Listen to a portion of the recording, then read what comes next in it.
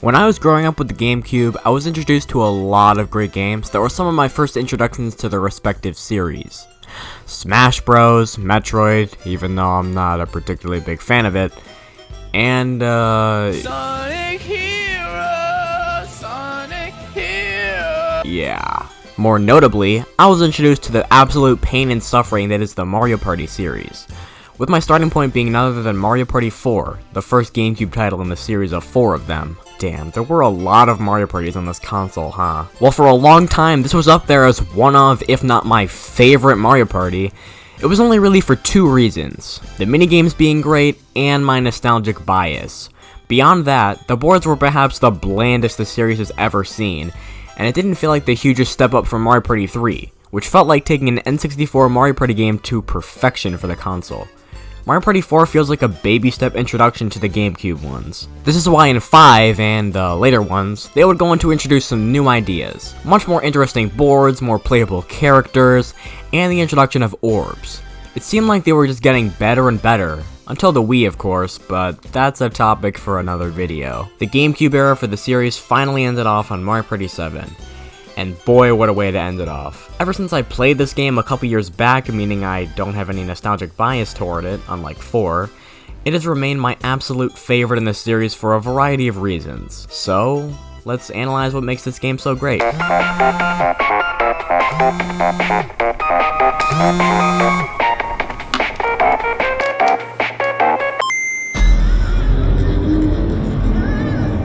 Whoa! Is that Mario Party 7? What a great game! Why is this game so great? Let's find out. I guess I'll also be joined by my buddy M4, who shares the same opinion. He did actually grow up with the game though, so he's a bit more experienced than I am for sure. Huge thanks to him for helping out on this video as well, with the scripting, voiceover, and especially with some of the more niche footage. I highly recommend checking out his channel. I was even in 2 of his recent live streams. One of them we raced through Super Mario World, that was super fun. Imagine a kid saying, "I love dick!" And then we did a Mario Party 7 stream, which I'm gonna use some of that footage in this video. Links to those would be in the description, the iCards, the freaking end cards, all of that. I'm gonna put it all there. You guys should really check it out, it was super fun. But anyway, without further ado, let's begin. Except let's not, because we have to know how we got here first. Nintendo releases the first Mario Party in 1998. Albeit, some kids got f***ing blisters, but hey, Nintendo sent them gloves, so all is good. Mario Party 2 and 3 followed, retaining what made the first game good, while trimming off the fat and polishing things up. These are peak N64 Mario Parties. It's debatable which is better, but they aren't too far off. And then, like I said, we got Mario Party 4. Great minigames, garbage boards. Mario Party 4 is still a really solid one in my book, but holy shit the boards suck. At least we got Book Squirm though. Mario Party 5 and 6 are when the Orbs and Capsules were introduced. This was sort of a new era for the series. Not a generational leap by any means, but it was clear that things were changing, and it definitely wasn't for the worse. Mario Party 6 especially is a really great game. Honestly, right up there with 7. But yeah, 7 is better. Mario Party 7. The game where everyone runs toward the screen in an inescapable, hellish, infinite loop. Almost as if to communicate, "Get the fuck out of here!" Oh, except in the beta. Mario's just kind of chilling on this boat. The final one's definitely a lot flashier and better overall, but the beta ones is still pretty cool, and a bit more representative of this game's theming at the very least. Let's start with the normal party mode and cover the rest later. The characters and rules and such are series mainstays. We do have Dry Bones this time around though. Hell yeah. He's an unlockable character alongside Birdo. Bro, f*** Birdo. Gotta love the good old handicap feature, aka borderline cheating. Dude, I just need a few extra stars, okay? As for the boards, they're all around really good. Grand Canal is a great starting board. Pretty basic, but that's just as things should be. I like the aesthetic with its nice bright colors and such. Just an all-around fun time. Then we go straight into Pagoda Pekin. Oh damn!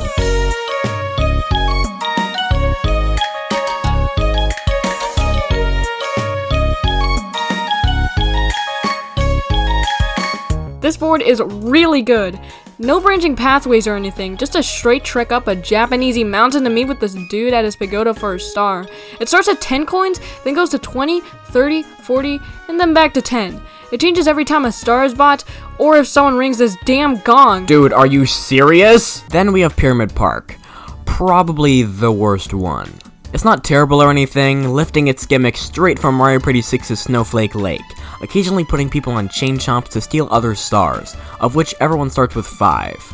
But the gimmick is just kind of annoying. People could be too far away from you, be using an orb to protect themselves from star stealing, or you just straight up have shit luck and roll low, and boom, there goes your opportunity to steal a star. This does bring up orbs, which put a fun twist on how you'll be strategizing your moves.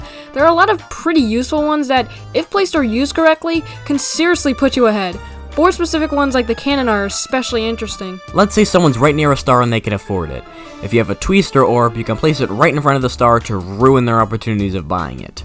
Or if you've got a zap orb, and they've got barely enough coins, every space they move past it, 3 coins are lost. You can seriously f people over with these orbs, which is just really fun and adds to how much you'll be thinking about your next move. Next up is my favorite board, Neon Heights. Dude, the theme of this one is great. You got a little baseball minigame over here, and I really love this one where you have to shoot the cardboard Koopa kids. Just avoid the Toadstool ones though, since the Shy Guy gets mad at you. And plus, all the gimmick is just 3 chests spawn around the board with 2 of them containing coins or a bob-omb, but one of them gets you a star. I seriously don't know why anyone would be against this. The gimmick is kinda shit though, dude. Shut up! Next up is the actual best board, Windmillville. It's okay. Basically, there are windmills scattered throughout the board. Some give you 1 star, some 2, and one of them gives you 3. As long as nobody has ever invested, you can invest as little as a single coin to take over that windmill and get your star. But you should invest higher if someone richer is nearby, because they're more likely to invest a higher amount, thus overriding the money you put in and stealing your star. The strategy on this board is phenomenal, which is why it's definitely my favorite. And then we have Bowser's Enchanted Inferno, which, by the way, go watch our stream on that. It was pretty fun. I won, by the way. Oh shit! Oh yeah! Anyway, every 5 turns a piece of land sinks, which can potentially really screw you over. Yes! It can get pretty intense, and let's not forget those cannons that can launch you away. Oh, don't remind me. Wait. That's it for the board, so let's talk about those mini-games. You can't have one without the other after all, and in this game, they're pretty damn solid. There's some fun 4-player ones like Bubble Brawl, Track and Yield, Take Me Home, and of course, Fun Run. Oh, Fun Run is a fun run. It encompasses literally everything I like about Mario Party physics, even if dodging the obstacles is really simple. The 2v2 ones are also pretty fun, gotta love shooting spiders, and the 1v3 ones are, as always, pretty unbalanced. The button masher ones are still button mashers, but I've always had a soft spot for them. I also beat this one by 0.01, so I feel accomplished, okay? The DK minigames are okay. The battle minigames are pretty fun and intense. The Bowser minigames are stressful as hell. And the duel minigames are fine. Royal Rumpus. And then we have the mic minigames. The GameCube microphone is an accessory you plug into the second memory card slot. Also, the button makes a fun noise, and I just really like that. The mic minigames themselves, though, are meh. I mean, they work, they're just not very interesting or fun. It feels like the mic is just a replacement for a button press, and if a button can do the same thing but better, then microphone features in games are pretty unnecessary, and plus it's only like 5 games supported the actual thing, so who cares? Also, Oil Crisis is literally the worst. F*** off, Toad! One of the selling points on the back of the box was actually the all-new 8-player mode, a crazy new way to play. It is actually pretty cool though. You can choose the 4-team battle mode when playing the standard cruise, and technically you can play with 8 players now. You might be thinking, the GameCube only has 4 controller ports though. How is this even possible? Well, the game cleverly makes it so both people on your team have to hold one end of the controller, and to be fair, it does work. Granted, I can't imagine how comfortable this would be, but hey, it is really cool nonetheless. However, they could have pulled a Mario Kart Double Dash on us and made LAN play possible, which would allow you to bring multiple consoles together to play the same game. This idea definitely works better in Mario Kart, since the game series is split screen, but it still sounds pretty feasible to me. 8-player mode is basically almost the exact same as 4-player mode. However, there is a random chance of you getting the exclusive 8-player minigame after each turn. That's also what the Deluxe Cruise is for, to play 8-player minigames. These are so fun, man. I especially love the ones that incentivize some kind of teamwork. Some of my favorites include Grin and Barrett, Rope-a-Dope, Bomb-omic Plague, Unhappy Trails, and easily the best one, Shock Absorbers. You gotta hit the switch as it lights up and try not to get, well, shocked. Heck, some of these may even be my favorite minigames in the entire game. No kidding. It's definitely worth trying Mario Party 7 for these alone. There's also the solo cruise, or basically the story mode for this game. You play each board facing off with one other CPU player and basically race to see whoever can complete the objective first. It may be something like stealing the star from the bandit and bringing it to the Sphinx Bowser, which is a pretty neat idea, but I think the whole campaign, while not very long at all thankfully, gets pretty repetitive due to the amount of duel and DK minigames you replay over and over again, because of the lack of normal minigames after every turn. After you play through all the boards, there's a Mario Party final boss. Yeah, it's pretty strange though. You have to hit each of the 4 dice blocks to raise the elevator. Talk about keeping with the theme of Mario Party, I guess. That's pretty much the solo cruise all in all. Honestly, not super remarkable by any means, but I'll give the developers some credit for actually doing something different for a single player mode in Mario Party. And lastly, I'll mention the duty-free shop. You can buy some things with the mileage points you earn when completing boards, and spend them on things like new characters, such as Birdo and Drybones as previously mentioned, a super hard brutal CPU difficulty, collectibles that show up on this shelf, taunts with and even some rare minigames, including this really fun full-on puzzle game with these balls. There's even a new mode you can unlock here called King of the River, a single-player endurance run where you play tons of minigames. Maybe I'm super good at these, but I find it to be pretty easy even on the hardest difficulty. Oh well, at least you get to see how good I am at Pokepummel. Haha, there we go, world record! After beating this on hard, you get a new souvenir which actually unlocks the credits. Gotta say though, it's pretty surreal unlocking the credits after playing Mario Party 7 for so long when I was younger. Being the only Mario Party I really owned, I grinded the heck out of it and I wanted to get every unlockable thing. And seeing the end text after all of that, it really felt like I saw everything this game had to offer. And I'm pretty glad I did. Mario Party 7 probably wouldn't have resonated with me if I hadn't had that 100% save file on my original memory card. I suppose it's just that sentimental value that matters in the end after all. Yeah man, and on top of all those fun new things we got, it's just an overall really solid Mario Party game. So, is it the best one?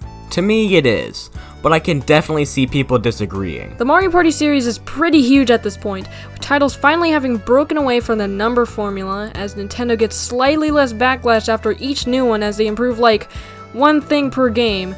Therefore, it's completely understandable for someone to like another over 7, or even think 7 isn't very good at all. If 9's your favorite though, don't talk to me. I think when it comes down to it though, what we grow up surrounded by is what we grow to love. You grew up with this game, so you loving it as much as you do makes a lot of sense. I did grow up with 4, but when I bought 7 from my retro game shop a few years ago, my perspective on 4 really changed a lot.